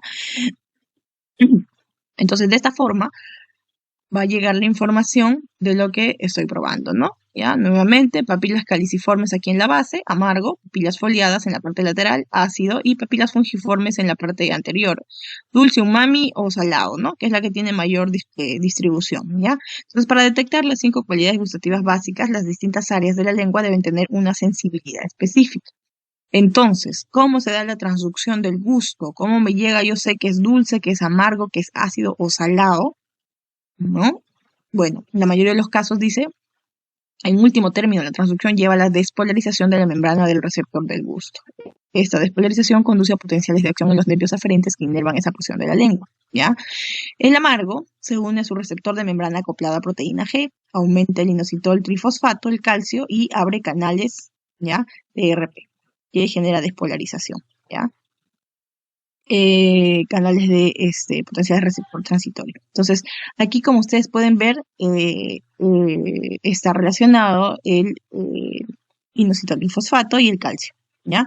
Y se une a un receptor de membrana acoplada G.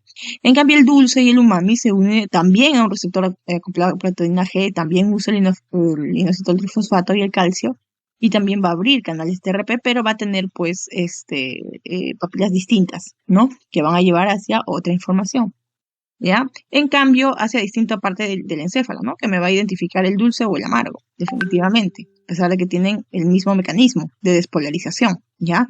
El amargo, ¿dónde estaba? En la base, ¿no? Son otro tipo de células caliciformes, y el dulce y el umami está en la parte anterior, que son otro tipo de células, ¿no? Las fungiformes, ¿ya? Entonces, por la localización, yo voy a poder diferenciar ambos sabores.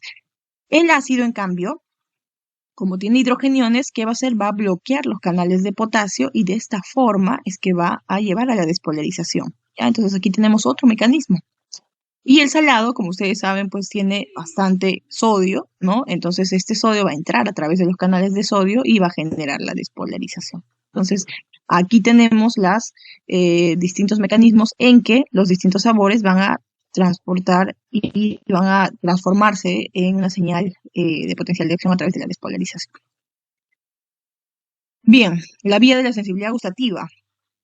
Hay que recordar este cuadro, ¿ya, chicos? Y esta imagen, ¿ya? La lengua con sus receptores neuroepiteliales, ya hemos visto, ¿ya? Los receptores, los botones gustativos, van a llevar la información ¿ya? Puede ser los corpúsculos ubicados delante de la vela lingual, los corpúsculos ubicados atrás de la vela lingual o los corpúsculos de los pliegues glosopilóticos. Entonces, de acuerdo a la localización, va a llevar información hasta, en cuanto a la parte de la lengua, distintas estructuras, ¿no? Una primera sinapsis puede darse a nivel del núcleo geniculado del facial o a través del núcleo inferior del glosofaringio o el núcleo inferior del vago. ¿Ya? Entonces tenemos aquí facial, séptimo par, glosofaringio noveno y vago décimo. ¿Ya? Miren, aquí tenemos nervio laringio superior, décimo par, acá tenemos el glosofaringio y por aquí adelante probablemente el séptimo. ¿Ya? Séptimo par. Entonces, de acuerdo a la localización, si está por delante de la vela lingual, núcleo geniculado del facial, adelante, ¿no? La punta, facial, ¿ya? Atrás de la vela lingual, núcleo de glosofaringio, noveno, ¿ya? Y en los corpúsculos de los pliegues glosoepiglóticos, por aquí atrás, ¿ya? ¿A dónde va? Hacia el décimo par, ¿ya? Entonces, una vez que de acuerdo a la localización llevan la información a estos distintos nervios, ¿dónde se va a dar la segunda sinapsis? El núcleo del tracto solitario. Aquí va a estar, ¿ya? En el tronco encefálico, núcleo del tracto solitario.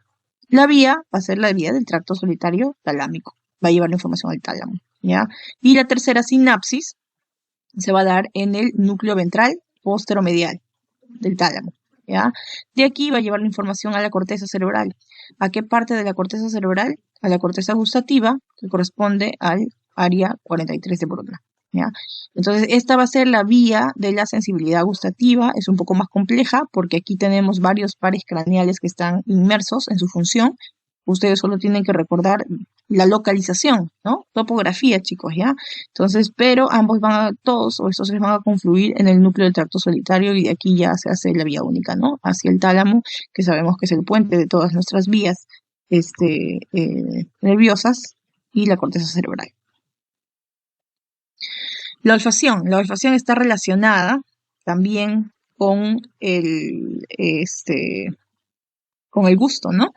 ¿Ya? Son órganos bastante simples de entender y que tienen mucha correlación, ¿ya? El epitelio olfatorio, básicamente, no se olviden ustedes, por anatomía, se encuentra a este nivel, la parte basal del cráneo, la parte basal anterior, ¿no? Miren, tenemos aquí la lámina cribosa, ¿no? A través de estos agujerillos de la lámina cribosa del moides es que va a subir estas neuronas sensitivas que van a llevar la información al bulbo olfatorio que se encuentra acá, ¿ya? El bulbo olfatorio. Entonces, esta es una vía directa, ¿ya? Las neuronas sensitivas olfatorias están situadas en una zona especializada de la mucosa nasal, el epitelio olfatorio, ¿ya? Este es el epitelio olfatorio. Amarillento y pigmentado. Se conocen 3 tipos de células. Neuronas olfatorias, que son estas de acá, miren, sensitivas, ¿ya? Células sustenticulares, que están acá al costado, ¿ya? Y células madre basales también, ¿ya? Vamos a ver por ahí una que otra, acá, no acá vemos alguna, ¿no? ¿Ya? Células madres que van a estar en la base del epitelio y como en el anterior caso, va a transformar en lo que el cuerpo requiera. El epitelio olfatorio entonces está cubierto de una fina capa de moco secretada por las células sustenticulares, ¿ya? Y las glándulas de Bowman, que están por debajo del epitelio. Bien, el proceso de información empieza en el bulbo olfatorio. Esto es un poco más simple, ¿no? ¿Ya? Porque directamente está interconectado la nariz con el bulbo olfatorio, ¿ya? Donde las neuronas sensoriales bipolares hacen sinapsis con las neuronas ubicadas en los glomérulos, ¿ya? Acá amplificamos esta visión de aquí. Y vamos a ver, ¿no? Cavidad nasal, placa cribiforme del hueso etmoides, a través de estos agujerillos es donde se da la conexión directa, ¿no? Desde la cavidad nasal hacia la parte basal, ¿no? Del cerebro, en donde tenemos el bulbo olfatorio, ¿ya? Tenemos aquí a los glomérulos, ¿ya? Y las células con penacho, ¿no? Las neuronas secundarias y las células mitrales, ¿ya? Llevando la información hacia el bulbo y tracto olfatorio, como podemos ver aquí. Cada glomérulo recibe aferencias desde un tipo de receptor olfatorio, ¿ya? La identificación de un olor mejora por inhibición lateral. Entonces, las neuronas mitrales y en penacho de los glomérulos olfatorios en el bulbo olfatorio envían axones a través de los tractos olfatorios, ¿no? Ya, acá tenemos el epitelio, llega la información, ¿ya? Acá tenemos las células mitrales y en penacho, ¿no? Y van a llevar axones, ¿no? Hacia muchas regiones del cerebro. Ayer hablábamos del sistema límbico, ¿no? Y cómo de repente un olor a mí me podría hacer recordar cierta emoción. Claro, porque se interconecta con quién. Miren, con la amígdala, con la corteza entorrinal, con el hipocampo. Todo esto está relacionado con el sistema límbico, ¿ya? Pero también con el núcleo olfatorio anterior, el bulbo olfatorio contralateral, el tubérculo olfatorio, la corteza piriforme, el tálamo y la corteza orbitofrontal y frontal, ¿ya? Entonces, hay interconexiones entre estos distintos tipos de regiones, tanto para que sea consciente como para generar de repente algún sensación no solo de cuidado, ¿no? De supervivencia, sino también incluso emotiva, ¿no? ¿Ya? En relación con tálamo. Entonces, tanto el olfato como el gusto son formas de quimiorecepción. Eso es lo que ustedes tienen que recordar, ¿ya? Gusto y olfato, quimiorecepción. Y tal vez aquí lo que ustedes tienen que también recordar es que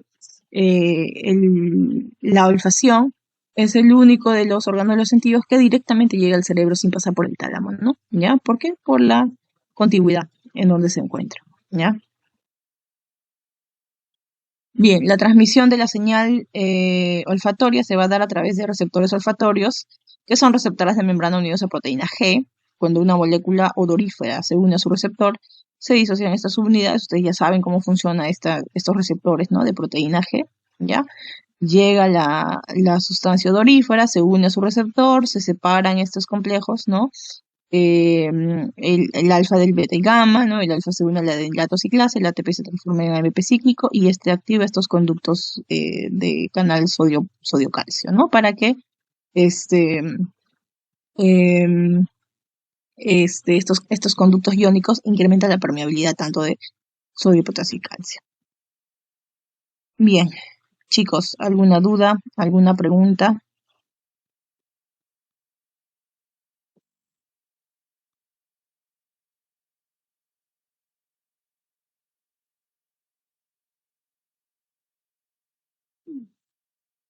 Ya, si no hay dudas, vamos a dar un break, ¿ya? Porque, como les decía, esto es extenso, nos falta aún la otra clase que corresponde a visión, ¿ya? Vamos a ver un break de 10 minutos, son 10:24, según mi reloj, 10:34, para que ustedes puedan pararse, ir al baño, no sé, hagan sus funciones, y podamos retornar con la última parte de la clase, ¿ya? En 10 minutos nos volvemos a reencontrar. Ya, chicos, break.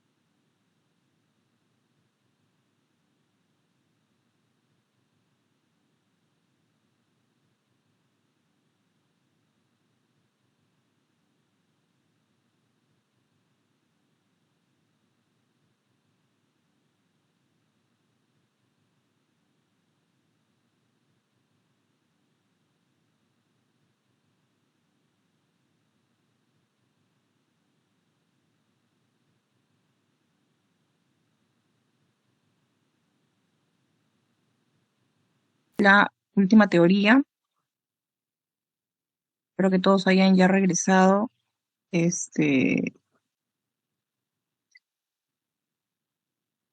Esta parte ya va a ser más corta porque ya hemos avanzado con los 3 primeros, ¿no? ¿Ya?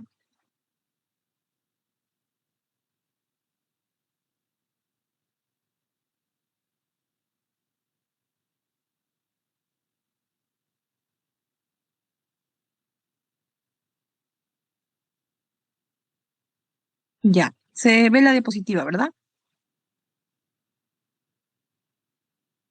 Bien. Ya, chicos. Entonces, ya, un poquito de esfuerzo. Vamos a terminar con lo último.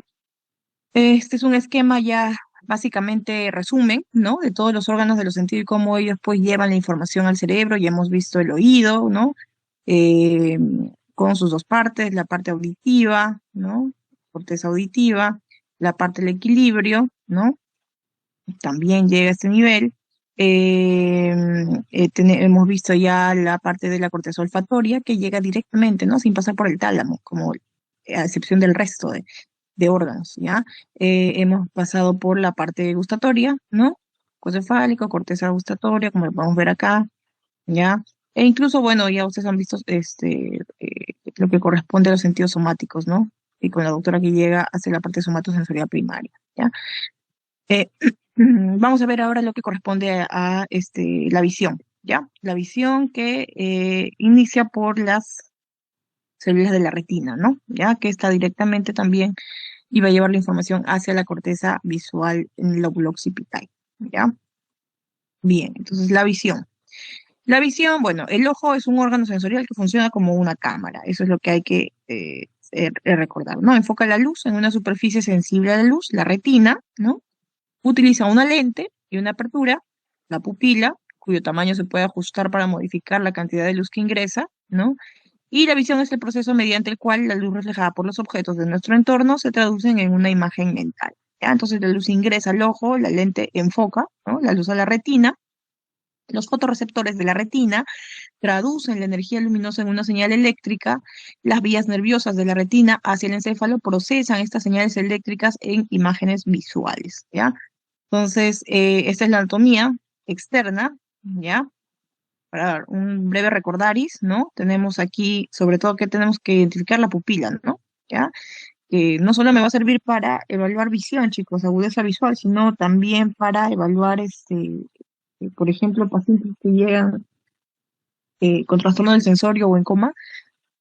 Una de las funciones que nos va a dar mucha alerta es la pupila, si se dilata o si hay una contracción, ¿ya? Midriasis o si está miótico, ¿ya? La pupila me sirve para eso también. Pero bueno, eso lo vamos a hacer, de repente lo van a ver más adelante. Ahorita nuestra función es visión, ¿ya? Entonces, ¿dónde lo identificamos? En esta parte, ¿no? Media, ¿ya? Tenemos acá la esclera, tenemos el iris, ¿no? Y los párpados, ¿no? Superior e inferior. Ya, esta es la parte externa. Tenemos la glándula lacrimal, ¿no? A este nivel. Los músculos oculomotores, ¿no? ¿Ya? Y el conducto lacrimonasal, que va a drenar las lágrimas tanto por el interior de la cavidad nasal, ¿no? Por eso es que hay también secreción nasal cuando uno llora, ¿ya? Bien, entonces tenemos la órbita, los músculos oculares extrínsecos controlados por los pares craneales oculomotores, 3, 4 y 6, los párpados y el aparato lagrimal, ¿no? Junto con sus glándulas y conductos, ¿ya? Estos van a estar inervados por el séptimo y el parasimpático. Bien, en cuanto a la anatomía interna, ¿no? Es una esfera hueca dividida en 2 cámaras, ¿no? Dividida por el cristalino, ¿ya? Acá tenemos una vista sagital, ¿ya? En donde se le ha partido la mitad para poder observar estas estructuras, estas cámaras huecas, ¿no? Llenas de líquido también, ¿ya? Tenemos hacia adelante lo que corresponde, miren, esta abertura de la pupila, ¿no? Y mucho más adelante la córnea, ¿no? Acá el humor acuoso, ¿ya? Acá abajo el iris y hacia atrás esta lente, ¿no? que me va a dividir y va a desviar la luz para enfocarlo en la retina, que se encuentra bien atrás, ¿ya? La retina es la que básicamente está en contacto con el nervio óptico, porque va a llevar la información y la va a traducir en una señal de impulso eléctrico, ¿ya? Y esta es la cámara posterior vitreal, ¿no? ¿Ya? La retina tanto a este nivel como a todo nivel, ¿no? Pero en la parte posterior basal, ¿ya? Esta es la retina, la cámara está como una banda, ¿no? De fotorreceptores, ¿ya? La esclera por debajo, también, ya circulando y reforzando todo esto. Vasos y arterias y venas centrales de la retina y el nervio óptico, ¿no? ¿Ya? Bien, la córnea, vamos a describir uno por uno, ¿ya?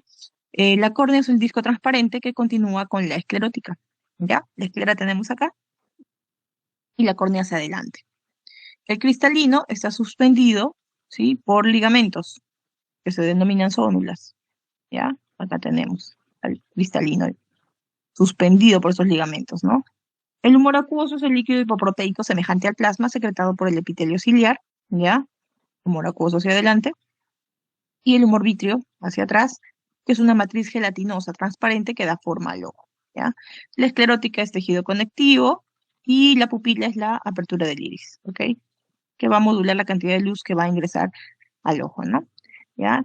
El disco óptico o la papila va a originar el nervio óptico, que va a estar acá. Disco óptico, ¿ya? O punto ciego, es la región donde el nervio óptico y los vasos sanguíneos salen del ojo, ¿no? Para ingresar al cerebro, ¿ya? Y finalmente la folla, que está aquí central, que está lateral dentro de la mácula, ¿ya? Donde va a dar la región donde se va a ver la mayor agudeza visual. Ya, este cuadrito resumen, ¿no? De la esclerótica, de la córnea, de la túnica vascular, la uvea, coroides, cuerpo ciliar, iris, túnica interna y la retina. Se lo dejo para que ustedes puedan repasarlo ya con más detalle, ¿ya? De aquí no se olviden, chicos, que la retina es la porción principal de la túnica interna. Aquí tenemos nuestras neuronas, nuestros fotorreceptores, ¿no? Los bastones y los conos, ¿no? Y neuronas bipolares y neuronas, que me van a llevar la información y me va a transmitir los impulsos.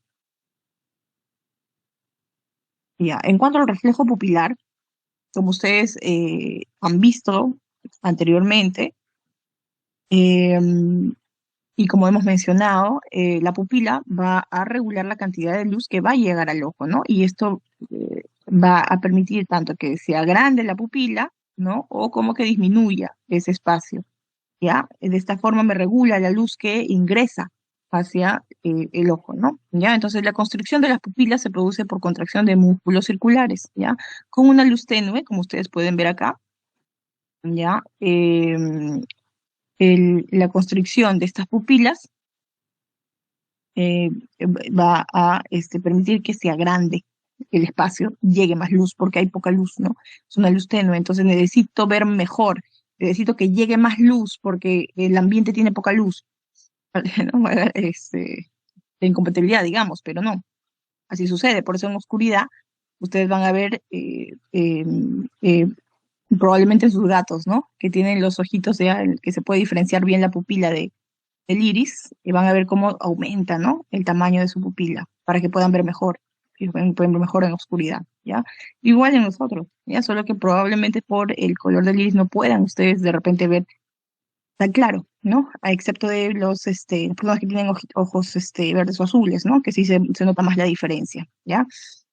Entonces, pero eso se va a dar por ya sea la contracción de músculos circulares dentro del iris, y la dilatación se va a dar por la contracción de los músculos radiales. Entonces aquí hay que recordar dos músculos, ¿no? Luz normal, aquí tenemos al ojito, tenemos, miren, dos capas de músculos que van a controlar tanto la apertura como el cierre de esta pupila, ¿ya?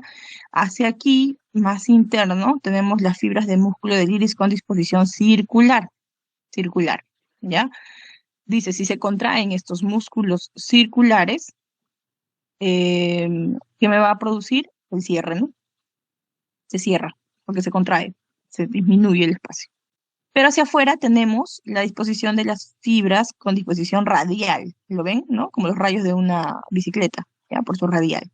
Entonces, si se contrae esto, ¿qué pasa? Se agranda, ¿no? Entonces, por eso dice que la constricción de las pupilas, ya se produce por la contracción de los músculos circulares, mientras que la dilatación se produce por contracción de los músculos radiales. Si se contrae, disminuye el tamaño y ¿qué va a pasar? Aumenta, ¿no? ¿Ya? Entonces, a eso se denomina, a la contracción de la pupila, miótica, y a la dilatación, midriática, ¿ya? Midriasis. La constricción de las pupilas depende de la estimulación parasimpática por medio del nervio motor ocular común, tercer par craneal, y la dilatación del estímulo simpático. Y eso ustedes pueden recordar, ¿no? Cuando hay algo que me asusta, probablemente ¿qué pasa con mi ojo? Se dilata, ¿no? O cuando me sorprende, se activa el simpático y hay vasodilatación. Entonces, ¿qué quiere decir? Que la estimulación simpática va a estar relacionada con la contracción de los músculos radiales, ¿ya?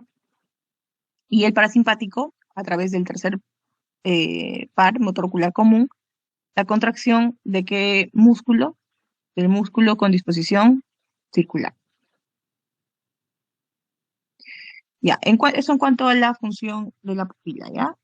Y a ese reflejo. En cuanto a la refracción, la luz que pasa de un medio con una densidad dada hacia otro medio que tiene densidad diferente se refracta o se desvía, ¿no? Y eso es lo que sucede aquí, ¿ya? La curvatura de la córnea es constante, pero la curvatura del cristalino puede variar, ¿ya? Esto es la córnea cristalina. De este modo, las propiedades refractivas del cristalino pueden proporcionar control fino para enfocar luz sobre la retina, ¿ya? Entonces, obviamente, nuestra córnea no va a variar, pero el cristalino sí puede acomodarse, ¿ya? Para enfocar mejor a distancia o de cerca, ¿no? ¿Ya? Eso me permite el cristalino.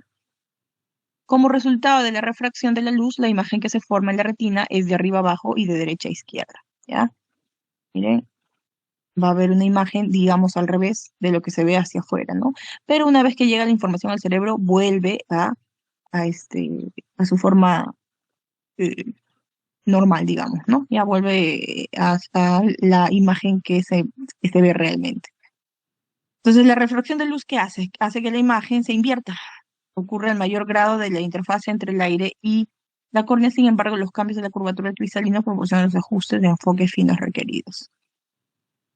Y eso se llama acomodación, ¿no? La capacidad de los ojos para mantener la imagen enfocada en la retina a medida que la distancia entre los ojos y el objeto varía se llama acomodación. Y va a depender de la contracción del músculo ciliar, que es como un músculo esfínter que puede variar su abertura, ¿ya? La pérdida de la capacidad de acomodación con la edad se conoce como presbiopía, ¿ya? Aquí tenemos, mire, este lente, ¿ya? Lente cóncava, que dispersa como dispersa los rayos de luz, ¿no? Ingresan los rayos de luz paralelos, pero como es cóncava, aumenta, ¿no? Dispersa. En cambio, una lente convexa, llegan los rayos paralelos, pero los enfoca, ¿ya? Provoca convergencia, ¿ya? En un punto focal, ¿ya? La distancia focal del lente y la distancia del centro del lente hasta un punto focal. Para una visión nítida o un punto focal, precisa, ¿no? Para poder incidir en la retina y pueda ver, el cristalino se acomoda, ¿no? Ya llega, entonces, miren, esta es la distancia focal que debería tener, ¿no? Llega la luz en una sola fuente de distancia y el cristalino lo enfoca a este nivel, ¿ya? Entonces, lo podemos ver aquí en el ojito, ¿no? Entonces llega la luz, ¿ya? Una lente plana, ¿no? Para una visión a distancia y llega aquí hasta el punto focal de la retina. Para objetos próximos, muy cerca, ¿no? El haz de luz no es más que paralelo. La lente es en su distancia focal, más o menos debería pues enfocar en la retina, pero hay patologías, ¿no? ¿Ya? En las que va a enfocar la imagen muy atrás del foco, ¿ya? De la retina. Y asimismo hay, para evitar que si este cristalino no cambia de forma, y no haga que esta imagen se vea hacia atrás porque se va a ver borrosa, ¿qué hace? Cambia de forma, ¿no? Entonces, ¿qué hace para que pueda llegar y enfocar? Se torna convexa, ¿ya? Entonces, para mantener el objeto en foco a medida que ella se aproxima, la lente se torna más curva, ¿no? Más como redonda, ¿ya? Convexa. Entonces, de esa forma lo converge un poco antes, ¿no? Para que llegue a la retina. De esa forma se acomoda, ¿ya? Es lo que vemos acá, ¿ya? Entonces, el cristalino tiene esta capacidad o de ponerse cóncavo o de ponerse convexo, tanto para que se disperse y pueda llegar más lejos, el punto focal, o para que llegue más cerca, dependiendo si el objeto se encuentra lejos o cerca, ¿ok? Eh, Estos cambios en la lente se va a dar por los músculos ciliares, como habíamos mencionado, ¿ya? Y lo podemos ver aquí.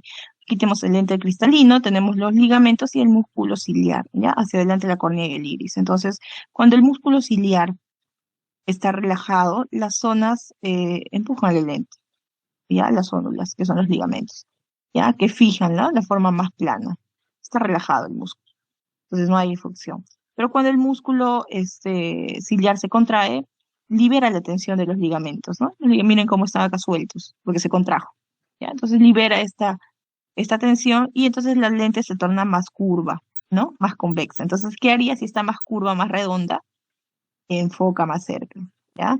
Y si está más planito, cóncava, dispersa, ¿ya? Entonces, por eso es que el músculo ciliar relajado o contraído va a hacer que estas zónulas, ¿ya?, los ligamentos, zónula, tanto esté tensa o esté relajada, ¿ya? Y, por lo tanto, cambie la forma del cristalino y me permita la acomodación. Bien, ¿qué anomalías podemos ver? Miopía y hipermetropía, ¿no? ¿Ya? Entonces esto lo podemos ver. Esta es la vista normal de un objeto lejano, ¿ya? Pero sí, en la miopía, ¿qué va a pasar? El punto de enfoque va a llegar antes, no va a llegar a la retina, ¿no? Debería llegar acá a la retina, como podemos ver aquí. Entonces, en la miopía, el globo ocular es demasiado largo, entonces llega aquí antes, y por eso se ve borroso. ¿Cómo se corrige con eso? ¿Cómo se corrige? Necesito que llegue más, que se disperse más, poner un lente convexo, como podemos ver acá, ¿no? Entonces, como ya es convexo, llega los haces hasta el fondo, hasta la retina, y se logra ver bien, ¿ya? Esa es la miopía. La hipermetropía, el objeto cercano es claro, ¿ya? Estamos hablando de objetos de cerca, entonces la visión de cerca. Normalmente debería el cristalino acomodarse, ¿no? Y enfocar a la retina. Eso es lo normal. ¿Qué pasa en un ojo hipermétrope, ¿no? El globo ocular es demasiado corto. Entonces, el punto focal llega hacia atrás. Llega hacia atrás de la retina. También se ve borroso. ¿Qué debo hacer para que llegue más cerca? Usar una lente biconvexa. Como mi cristalino no puede acomodarse bien o el globo ocular es demasiado corto, entonces esta lente convexa va a enfocarlo antes y va a llegar hacia la retina para que pueda ver bien, ¿no? Entonces todo esto es en cuanto a refracción, ¿ya? En cuanto a lo que estamos viendo de acomodación cristalino, ¿no? ¿Ya? Y al tamaño de los globos oculares, ¿no? Y que en algunos casos van a ser miopes y hipermétropes. Ya, entonces hemos repasado reflejo pupilar, hemos repasado acomodación, refracción, ¿ya? ¿Hay otros reflejos? Sí, también está el reflejo consensual, ¿ya? Entonces, eso lo podemos ver aquí. ¿Cómo funciona el reflejo consensual? Cuando yo ilumino la pupila de un lado, la otra pupila también se contrae, ¿no? O se dilata, ¿ya? De acuerdo al estímulo que yo le esté dando. Un momento, chicos, por favor.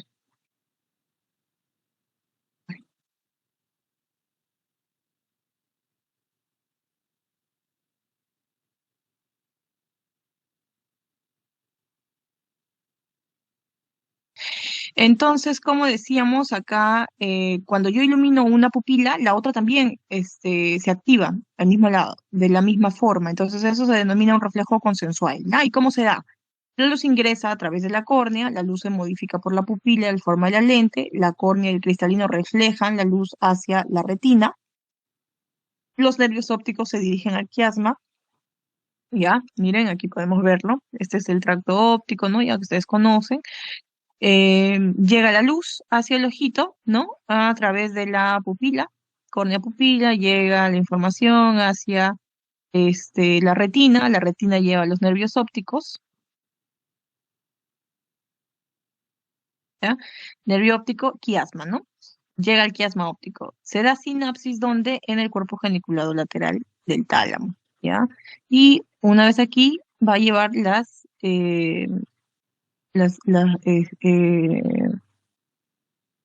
estriaciones ópticas hacia el lóbulo occipital, ¿ya? Entonces, hay vías colaterales que van al mesencéfalo y hacen sinapsis con el tercer par craneal. De esa forma es que se da la consensualidad, ¿ya? Eh, ya, porque básicamente va a haber interconexión no solo para que llegue la información a la corteza, sino también con el tercer par craneal. Entonces, por eso es que es consensual, ¿ya? En cuanto a las alteraciones de las vías visuales, tienen que recordar este cuadrito, chicos, ¿ya? Ojo izquierdo, ojo derecho, ¿ya? Siempre tenemos nuestro campo temporal de visión, ¿ya? Y campo nasal. Campo temporal más externo en ambos lados y el campo nasal obviamente al lado de la nariz, ¿ya? Esa es la denominación. Entonces, ¿qué va a pasar? Puede haber alguna alteración tanto a este nivel en el nervio óptico o en el quiasma o hacia atrás en la cintilla óptica. ¿Ya? O incluso aquí muy atrás, en los fascículos ya genículo calcariano, ¿no? ¿Ya? Entonces, ¿qué va a pasar, por ejemplo, si la lesión se da a este nivel en el nervio óptico, en A? No va a haber visión o va a haber amaurosis en el ojo izquierdo solamente, porque no estoy afectando el resto de vías, ¿no? ¿Ya? Entonces, directamente, cuando hay la lesión a este nivel, vamos a encontrar esta alteración, ¿ya? Lo oscuro va a ser amaurosis, ¿ya, chicos? O zonas donde el ojo no va a ver. Cuando hay una región quiasmática, vamos a tener esta visión tubular, muy clásica, ¿ya? Que podemos ver, por ejemplo, en tumores celares que están por debajo del quiasma. Por compresión, generan este tipo de visión, ¿ya? Los pacientes vienen con una visión solo nasal, ¿ya? Solo en el campo nasal y la parte temporal no van a visualizar. Si hay una lesión a este nivel en C, vamos a tener, esto se denomina hemianopsia bitemporal porque es en ambos campos temporales, ¿no? Hemos dicho temporal. En cambio, si tenemos acá en C, ¿ya? Vamos a ver que viene tanto fibras del nervio óptico del lado izquierdo, que pasan directamente, como del lado derecho, que cruzan por el quiasma y también llevan la información. Por eso es que va a haber este tipo de alteración. En el ojo izquierdo va a haber alteración de qué campo, el campo nasal, me llega la información acá y esto es lo que va a llegar a la información. Entonces va a haber del campo nasal, ¿ya?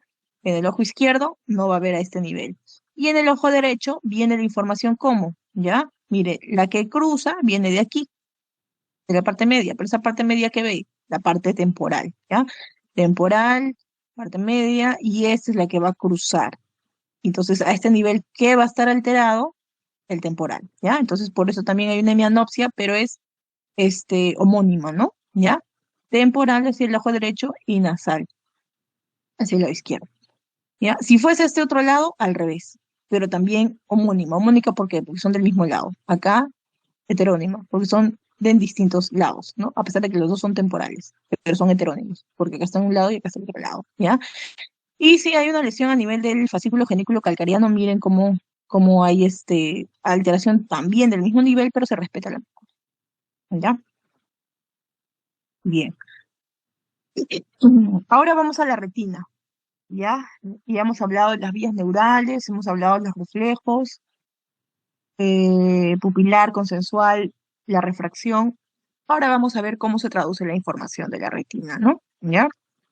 La retina está organizada por capas que contienen diferentes tipos de células y prolongaciones nerviosas, ¿ya? Lo tenemos acá, miren, tiene cápula, tiene una capa de células ganglionares, células bipolares, ¿no? Células horizontales y el epitelio pigmentado. ¿Ya? Los elementos nerviosos de la retina están unidos por un tipo de glía llamado células de Müller. ¿Ya? La papila carece de receptores visuales. Esta área es conocida como el punto ciego, porque por allí es donde va a ingresar, pues, nervio óptico, ¿no? Con los vasos, ¿ya? Esta es la papila. Ahí, punto ciego. El resto sí tiene tejido nervioso, ¿ya? La fobia se encuentra en el centro de la mácula. Podemos ver acá, ¿ya? Carente de bastones. En ella abundan los conos. ¿Ya? Contiene escasas células superpuestas y carece de vasos sanguíneos. Por ende, la fobia es el punto donde la agudeza visual es mayor. Hay 5 tipos de neuronas: fotorreceptoras, células bipolares, ganglionares, amacrinas y horizontales. ¿Ya? Pero lo que nosotros tenemos que recordar cuáles son nuestros conos y nuestros bastones, ¿no? ¿Ya? Conos, bastones que van a llevar la información hacia el nervio óptico, ¿ya? Entonces, los fotorreceptores son las neuronas que convierten la energía luminosa en señales eléctricas, ¿no? Dos tipos, conos, bastones. Los conos para las visiones de colores en el día, ¿no? Y lo podemos ver aquí en esta imagen de esta forma, ¿ya? Tenemos acá el epitelio pigmentado, ¿no? Glándulas de melamina, tenemos el pigmento oscuro del epitelio, bueno, y su correlación con esta capa, ¿no? Donde se encuentra tanto los conos como los bastones, ¿ya? Miren, esto se comunica con las células bipolares que van a llevar la información hacia el nervio óptico, ¿ya? Entonces tenemos los conos para visión de día o de colores y los bastones para visión blanco y negro y de noche, ¿ya? Los pigmentos visuales fotosensibles están unidos a los discos, ¿ya? Acá tenemos los discos, tanto en los conos como en los bastones, ¿ya? Entonces, los pigmentos visuales están unidos a los discos. Los bastones tienen un tipo de pigmento visual llamada la rodopsina, ¿ya? Acá si sacamos acá algunos discos y lo amplificamos, vamos a ver esta molécula de rodopsina que tiene su opsina y su retinal, ¿ya? Dividido. Entonces, este es el pigmento visual del bastón, ¿ya? Para visión de noche. Y los conos tienen 3 pigmentos para luces rojas, verde y azul, ¿ya? Entonces vamos a tener un segmento externo en donde la traducción de la luz ocurre en el segmento externo de los fotorreceptores debido a los pigmentos visuales de las membranas de los discos, ¿ya? Y en el segmento interno tenemos mitocondrias, la localización de las principales organelas y operaciones metabólicas como síntesis de fotopigmento y producción de ATP, ¿ya? Entonces aquí en el segmento externo tenemos los discos, ¿no? Para las señales, ¿no? Fotorreceptoras, pero en la parte interna tenemos lo de sostén, ¿no? Mitocondrias, ¿ya, chicos? No se olviden. Y finalmente la sinapsis, ¿no? Con células bipolares. Ya. Vamos a repasar la rodopsina, ¿ya? Que está compuesta por 2 moléculas, la opsina y el retinal. La opsina, que lo podemos ver aquí adentro, ¿ya? Es una proteína inmersa en la membrana de los discos de los bastones, y el retinal es un derivado de la vitamina A, que es porción del pigmento que absorbe la luz, ¿ya? Por eso es que siempre se recomienda vitamina A para mejorar la visión, dicen, ¿no? ¿Ya? Entonces, ¿por qué lo tenemos acá? ¿Ya? En esta molécula de rodopsina que se va a encontrar en los discos de los bastones. Ya, ¿y cómo se da esta fototransducción? Ya para terminar, ya chicos, la fototransducción va a darse a través de la interacción de los distintos canales, ¿no? De sodio-potasio, como ya hemos venido viendo en los distintos órganos, distintos sentidos, ¿ya? Tenemos aquí nuestro bastón, ¿no? Con sus discos, ¿no? Estos discos, miren, en la oscuridad, que es donde más actúa, miren cómo ver liberación tónica de neurotransmisores, ¿no? Para las neuronas bipolares, gran cantidad de neurotransmisores, ¿ya? Entonces, en la oscuridad, la rodopsina está inactiva, ¿ya? Están juntos, la opsina y la retinal. Acá tenemos una transducina, proteína G, esto es un disco, y tenemos las altas concentraciones de GMP cíclico, ¿no? Esta alta concentración de GMP cíclico me permite que estos canales, ¿ya? De voltaje, de sodio-calcio, estén abiertos, incluso el de potasio, y me va a permitir un potencial de membrana en la oscuridad de menos 40 milivoltios, ¿ya? De esta manera va a permitir la liberación tónica de neurotransmisores de neuronas bipolares, ¿ya? Esto es cuando no hay luz. ¿Qué pasa cuando hay luz? La luz va a causar la división o la separación de esta molécula de rodopsina, ¿no? A través de la activación del retinal, ¿ya? Entonces el retinal se activa, se separa de la opsina, se transforma en un pigmento descolorado, esto activa a la transducina, ¿no? Transducina activada, y ¿esto qué causa? Disminución del GMP cíclico. Esta disminución del GMP cíclico cierra estos canales de sodio-calcio y solo queda lo abierto los de potasio, ¿no? Salida de potasio. ¿Esto qué va a generar? Hiperpolarización de la membrana menos 70 milivoltios. Entonces, esta hiperpolarización va a hacer que la liberación de neurotransmisores disminuya proporcionalmente a la cantidad de la luz, ¿ya? Entonces, de esta manera es que la luz causa esta activación de del retinal, pero esto genera cierre de los canales, ¿no? ¿Ya? Y menor liberación de neurotransmisores.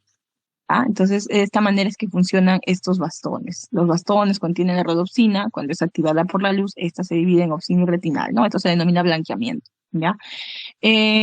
Ahora, deja de haber este estímulo y el retinal nuevamente se une a su opsina y a su estado basal, ¿ok? Bien, entonces, recordar que los bastones contienen 3 tipos de canales iónicos, principalmente canales con compuerta de nucleótido cíclico, canales de potasio y canales de calcio voltaje dependiente, ¿ya? Ya, eso sería todo, porque ya hemos hecho olfatorio. No sé si tienen alguna duda, alguna pregunta.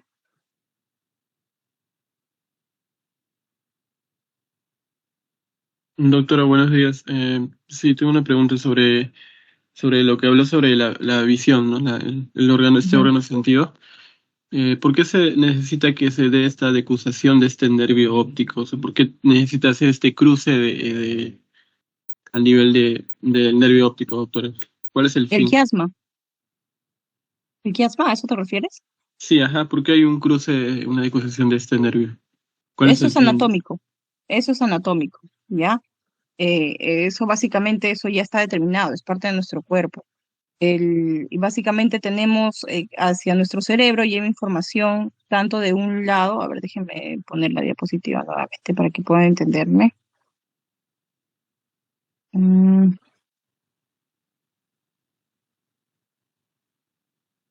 ya, esto de acá, ¿verdad? Sí, doctora, ajá, esa es la diapositiva. Ya, chicos, esto es anatómico, esto solo ustedes tienen que recordarlo, ¿no? O sea, es parte de nuestro cuerpo, así está formado, ¿ya? Está formado que tanto las células del mismo lado, un grupo vaya directamente la información al encéfalo del mismo lado, como que lleven la información del otro lado y se cruzan, ¿ya? Así como tenemos en la parte de la vía piramidal un haz que va directo, ¿no? Un pequeño porcentaje y la mayoría se entrecruza, ¿no? ¿Ya? Entonces eso también es anatómico, o sea, no lleva información la mayoría contralateral, pero siempre hay un haz que va directamente. Entonces eso también pasa acá, en la vía óptica, ¿ya? Entonces solo ustedes tienen que recordarlo, ¿no? En este caso, tienen que recordar que hay información tanto de un lado como del otro lado. Pero ¿qué parte del otro lado? Esto es lo que ustedes tienen que recordar para evaluar cuando hay alteraciones visuales, cuando llegue un paciente con una alteración visual. Tienen que recordar que nuestro nervio óptico lleva información tanto del campo temporal como del campo nasal, ¿no? Entonces tenemos información que llega del campo, y aquí hay ese entrecruce, ¿no? El campo nasal llega, digamos, a esta parte de la parte temporal y esto va directamente. En cambio aquí, ¿cuál es el que se cruza? Se cruzan los internos, ¿no? Que Sí, llevan ajá. lo del campo temporal, ¿ya? Pero o sea, esto es anatómico, no hay una explicación específica, así está formado nuestro cuerpo, ¿no? Ya, lo que ustedes tienen que recordar aquí es qué va a pasar, ¿no? ¿Ya? Siempre va a haber aquí este entrecruzamiento que me va a llevar a una hemianopsia. Entonces, eso es lo que ustedes tienen que sospechar. Pero básicamente, pues, el cuerpo lleva información de ambas partes, ¿no? Para que llegue probablemente información tengamos, imagínense, tengamos alguna alteración de este nivel, lleguen aún fibras del otro nivel, que pueda compensar de algún modo. Pero bueno, no hay una explicación en específico, ¿no? Biológica, solo tienen que recordarlo. ¿Ya, chicos? Muchas gracias, doctora. Bien. ¿Alguna otra duda?